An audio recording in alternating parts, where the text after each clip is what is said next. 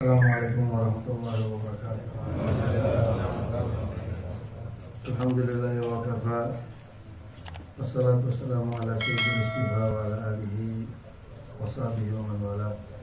Wala hawla wala quwwata illa billahil aliyyil azim. Ikhwani rahimakumullah. Saya bukan bagian untuk mengajar pada minggu subuh ini, cuman karena berhubungan daripada guru tetap kita Habib Alu kurang sehat, ya apa boleh buat. Kalau mau wudu air nggak ada, harus saya paham kan maksudnya ya begitu. Tapi kalau udah tayamum ada hujan, batal tuh tayamum. Jadi ya daripada nggak ada, mendingan ada. Nah, jadi sudah kita dengarkan bagaimana penjelasan detail dengan Habib Alwi dari awal mengenai Bismillah, Alhamdulillah, itu yang sudah cukup luar biasa. Dan juga pada hari ini kalau tidak salah pembahasan beliau masuk di Arkanul Islam ya. Nah, saya ingin menambahkan saja antara Bismillah dengan Alhamdulillah itu mempunyai makna yang sangat berbeda. Dalam pembukaan itu ada dua. Ada pembukaan yang namanya hakiki dan ada pembukaan yang namanya idhofah.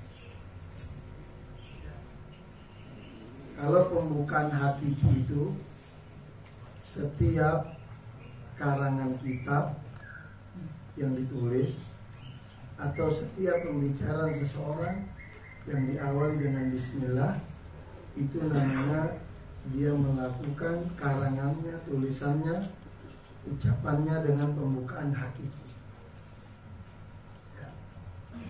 Kalau pembukaan idhofi itu pada umumnya orang melakukan pembukaan idhofi itu manakala setelah dia menyebutkan pembukaan hakiki.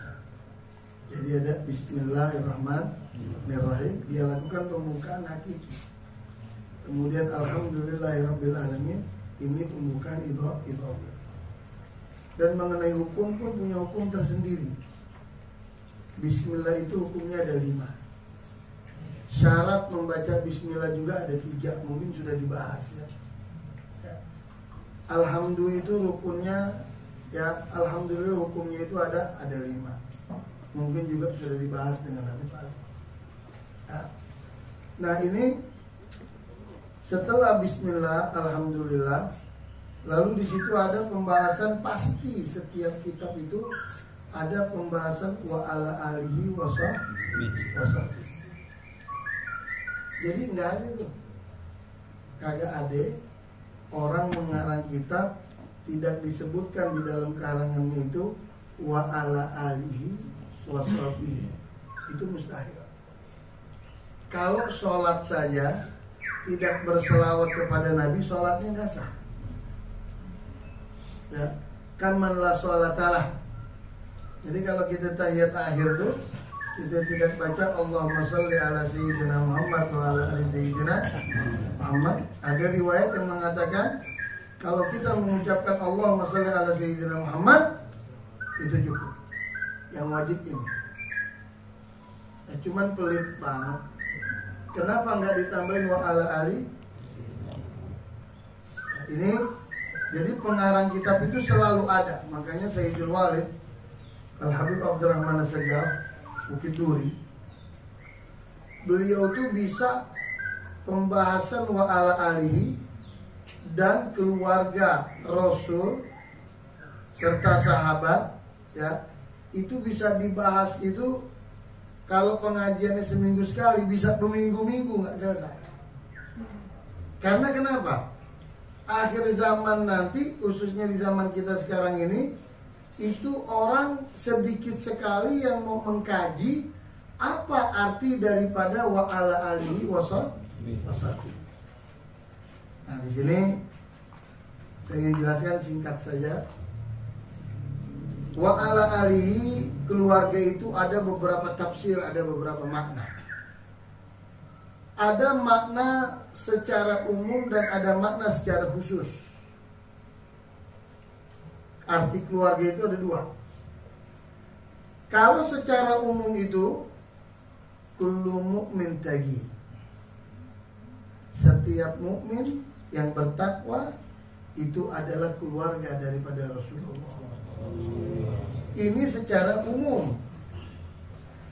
Jadi secara umum itu.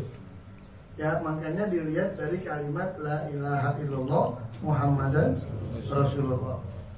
Orang yang hakikatnya mentadbikkan daripada kalimat la ilaha illallah Muhammadan Rasulullah ini, manakala dia itu mentadbikkan, mempraktekkan apa yang ada di arkanul Islam, di arkanul iman, di arkanul ihsan. Karena arkan iman itu, kalau kita bisa katakan, Islam itu secara zahiriyah, iman itu secara batiniyah, adapun ihsan itu digabung antara zahir dan batin. Kemudian makna secara khusus wa ala alihi dan keluarga Rasul, secara khusus itu maknanya kullu man intasaba ila Fatimah Zahra Rasulullah binti Rasulullah SAW. Secara khusus arti keluarga Rasul itu, kalau tadi secara umum, secara khusus itu mereka-mereka yang mempunyai sambungan darah nasab kepada Siti Fatimah Zahra binti Rasulullah SAW. Ini makna secara khusus.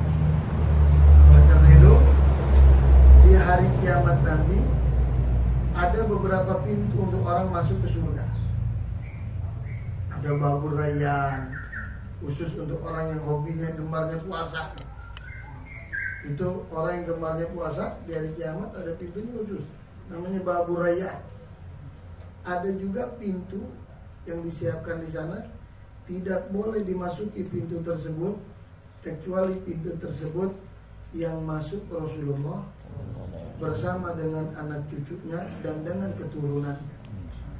Masuk lewat pintu Rasulullah, Siti Fatimah, Sayyidina Ali, Sayyidina Hasan Husain, semua anak cucunya sudah masuk lewat pintu tersebut. Lalu Nabi bilang, ya, jangan dikunci dulu itu pintu. Masukkan juga mereka-mereka pecinta daripada keluargaku, kata Rasulullah, dengan pintu yang sama. Akhirnya para muhibbin, makanya dibilangkan muhibbin, cinta, isi masdar. Para muhibbin itu dimasukkan di hari kiamat bersama melalui pintu yang dimana dimasuki oleh Rasulullah dan anak cucunya Rasulullah. Oleh karena itu, betapa besarnya kemuliaan daripada Nabi kita Muhammad, ya, betapa besarnya kemuliaan daripada Ahlul Bait Zuriyah Rasulullah. Nah, kalau kita mau masuk surga ngandelin amal kita sedikit, sholat kita dikit, ya kan, puasa kita dikit, sedekah kita apa lagi? Ini kalau mau sedekah hari Jumat yang jujur aja, ada kotak amal lewat depan inti ruku kantong inti intip dulu apa langsung ambil? Tanya diri kita masing-masing. Kita intip dulu. Mana yang paling kecil di kamu? Betul apa enggak? Betul. Padahal kalau kita tahu manfaatnya sedekah itu, kita cari yang paling gede. Mana yang warna merah? Kita merasa rugi. Bahkan dikatakan oleh Nabi apa? 3 kali. Mana gasa? Min sadaqatin bal yazdad. Tidak akan kurang orang bersedekah, ya bahkan bertambah. Jadi amal kita serba sedikit, kata Sayyidul Walid Abdurrahman Segaf. Kalau kita ingin masuk surga dengan mudah satu, katanya, jangan karena amal kita, tapi karena cintanya kita dengan Rasulullah dan keluarganya Rasulullah. Kemudian wa ala alihi wa sahbihi. Sahabat. Sahabat itu terakhir sahabat yang meninggal namanya itu Abu Tufail Al-Laythi. Sahabat Nabi yang terakhir meninggal Abu Tufail Al-Laythi. Jumlah sahabat itu berbeda antara Ibn Hajar dan Ibn Romli. Jumlah berapa sahabat. Kemudian arti makna sahabat yang hakiki itu ialah ya, dia beriman di masa Nabi, di masa hidupnya dia beriman kepada Allah dan kepada Rasul, dan setelah dia meninggal dia juga beriman kepada Allah dan kepada Rasul. Ini yang diartikan sahabat. Tapi kalau yang murtad, yang kuat, itu bukan sahabat. Misalnya dia di zaman Nabi beriman Islam, tapi begitu Nabi meninggal dia tinggalkan itu Islam. Ini bukan masuk sahabat lagi. Ini murtad, nggak masuk dalam jumlah sahabat. Nah kemudian kalau kita masuk di pembahasan arkanul Islam itu, arkan itu jamak daripada rukun. Arkan jamak daripada rukun. Dan pada umumnya arkan itu muradifah. Arkan itu biasanya kalimat persamaan dengan wajib, rukun, wajib, lazim, mutahatim. Itu maknanya sama itu. Maknanya apa? Wajib-wajib juga itu. Kalau kita bicara ya, wajib sholat, wajib rukun puasa, wajib ini pada umumnya orang mentafsirkan itu sama. Dan di dalam setiap ibadah pengertian rukun dan wajib itu sama. Hanya beda di beberapa bab saja, di beberapa pasal. Khususnya di bab haji. Di haji itu ada arkan, wajibatul haj, ada rukun haji, ada wajibatul haj. Ada wajibnya haji, ada rukunnya haji. Kalau orang dia meninggalkan wajib-wajibnya haji, ya, hajinya bisa sah manakala dia mengeluarkan fidyah. Tapi kalau ditinggalkan rukun haji, hajinya nggak sah. Nggak sah. Nggak dapat tuh titel haji, nggak dapat. Misalnya dia berangkat ke Mekah, ya kan? Kan rukun haji ada 5. Begitu dia ke Mekah, sampai habis dia wukuf di Arafah, dia pulang ke Indonesia. Rukun yang lain dia nggak kerjain, ya kan? Itu bagaimana? Ya hajinya masih tergantung. Kalau dia balik lagi ke Mekah, dia kerjain sisa rukun, itu baru sah haji. Makanya dikatakan apa? Al-Hajj Arafah. Haji itu patokannya Arafah. Artinya kalau dia bisa dapat wukuf di Arafah, rukun yang lain bisa dikerjakan. Tapi kalau dia nggak dapat wukuf di Arafah, yang lain tuh nggak ada artinya tuh rukun. Nah jadi perbedaan rukun sama wajib itu ya seperti itu. Yang beda itu hanya di beberapa daripada pasal saja. Kemudian kalau kita bicara Islam, Islam itu sudah jelas. Jadi jangan ada lagi yang mengatakan agama yang pertama di dunia itu bukan Islam. Itu berarti salah. Agama yang pertama kali ada di dunia ini adalah agama Islam. Wa millata Ibrahim hanifan musliman. Jadi kalau ada bilang Islam ini agama belakangan, itu salah. Ya. Nah yang menciptakan dunia ini adalah Allah. Ya. Yang menciptakan malaikatnya Allah, yang menciptakan para rasul dan nabi itu Allah. Makanya Nabi Allah Ibrahim itu menganut daripada ajaran agama Islam. Wa may yabtaghi ghairal islami dinan fala yuqbala minhu. Itu udah jelas. Yang memeluk agama selain agama Islam nggak akan diterima Islam. Nah kalau Islam itu kan definisinya ada 2. Yang pertama definisi Islam itu secara bahasa itu ialah al-istislam wal inqiyad. Islam itu pasrah dan menerima. Jadi kalau Anda mengatakan diri Anda itu Islam, ente pasrah. Jangan menerima, jangan menentang. Nah, ente menyatakan diri ente Islam, pasrah dan terima. Ya. Karena tidaklah mungkin Allah itu mewajibkan segala sesuatu yang telah diwajibkan kepada umat Nabi, kecuali Allah sudah tahu bahwasanya kita sebagai umatnya Nabi mempunyai kemampuan untuk mengerjakan itu semua. Ini dikatakan apa? La yukallifullahu nafsan illa wus'aha. Adapun definisi Islam secara istilah ulama, al-istislam wal inqiyad bima jaa, ya, anillah ala lisani Rasulillah sallallahu alaihi wasallam.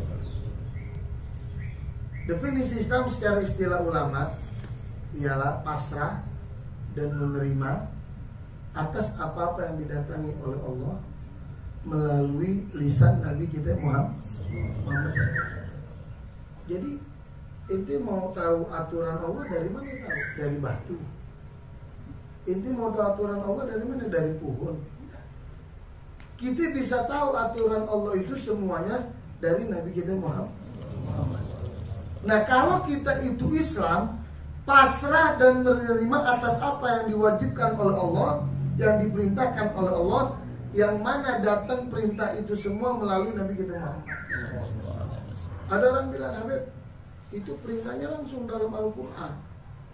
Inna sholat, kita sholat itu semuanya langsung dari Al-Quran, nggak ada pelantara. Ya saya mau tanya, Al-Quran diturunin sama ente?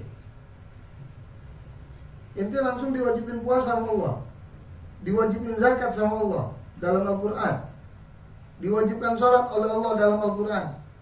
Ini nggak ada pelantara, ini Allah yang langsung mewajibkan kepada hambanya. Saya mau tanya, itu Al-Quran diturunin sama ente? Kalau Al-Quran diturunin sama ente, boleh.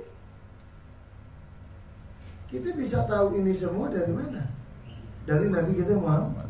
Al-Quran diturunkan kepada siapa? Nabi kita Muhammad. Nah, oleh karena itu, ya, kalau kita Islam, kita pasrah, kita terima, kerjain sholat dan ikhlas 5 waktu. Kita sholat. Jadi kalau orang udah sholat 5 waktu, jangan lagi takut sama COVID. Nah, sekarang orang sholat disuruh pakai jarak.